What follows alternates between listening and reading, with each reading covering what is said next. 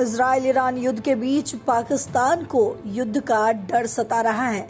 Iran पर America और Israel के हमलों ने पाकिस्तान की चिंता बढ़ा दी है, क्योंकि ईरान के साथ उसकी 900 किलोमीटर से ज्यादा लंबी सीमा लगती है।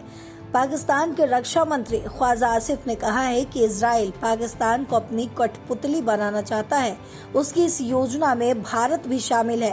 भारत पर बड़े आरोप लगाते हुए वो कहते हैं कि अगर इजराइल को जीत मिलती है तो अफगानिस्तान, भारत और ईरान को लेकर पाकिस्तान के खिलाफ गुट बना लेगा, जिससे पाकिस्तान चारों ओर से दुश्मनों से घिर जाएगा और उसकी सुरक्षा कमजोर हो जाएगी।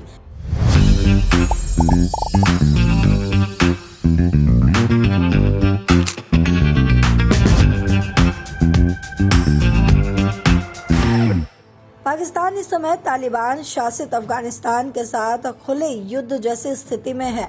वहीं मई 2025 में भारत के साथ भी पाकिस्तान ने 4 दिनों का युद्ध किया था। ईरान की सीमा पाकिस्तान के बलूचिस्तान प्रांत से लगती है, जो दशकों से विद्रोह का केंद्र रहा है। वहीं जिस तरीके से ख्वाजा आसिफ ने भारत, इजराइल और ईरान युद्ध को लेकर बयान दिया है, वो समझना बेहद जरूरी हो जाता है। दरअसल ख्वाजा आसिफ ने एक्स पर एक पोस्ट किया और पोस्ट में ख्वाजा आसिफ ने आरोप लगाया है कि 1948 में इजराइल के गठन के बाद इस्लामी दुनिया को प्रभावित करने वाले हर संघर्ष में जायोनिज्म यानी कि यहूदी मातृभूमि की स्थापना और सुरक्षा के आंदोलन की प्रत्यक्ष या अप्रत्यक्ष भूमिका रही है। उन्होंने दावा किया कि मुस्लिम जगत में होने वाले हर बड़े संघर्ष के पीछे जायोनिस्ट विचारधारा ही रही है। उन्होंने ये भी कहा कि दुनिया की बड़ी शक्तियां जायोनिज्म के बंधक में बंधी हुई है और दशकों से वैश्विक अर्थव्यवस्था की दिशा जायोनिस्ट ही तय कर रहे हैं। वहीं ईरान, इजराइल और अमेरिका के बीच मौजूदा संघर्ष का जिक्र करते हुए आसिफ ने आरोप लगाया कि ईरान बातचीत के लिए तैयार था, फिर भी उस पर युद्ध थोप दिया गया। वो दावा करते हैं कि ये युद्ध जायोनिस्टों ने रची है ताकि इजराइल का प्रभाव पाकिस्तान की सीमाओं तक बढ़ाया जा सके।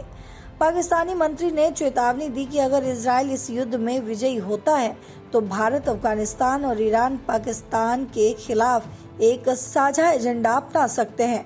उनके अनुसार इससे पाकिस्तान की सीमाएं बिल्कुल असुरक्षित हो जाएंगी और देश चारों ओर से दुश्मनों से घिरकर एक कठपुतली देश में बदल जाएगा। ख्वाजा आसिफ ने पाकिस्तान के 25 करोड़ नागरिकों से राजनीतिक या धार्मिक मतभेदों से ऊपर उठकर इस साजिश और साझा दुश्मनों के इरादों को पहचानने की अपील की।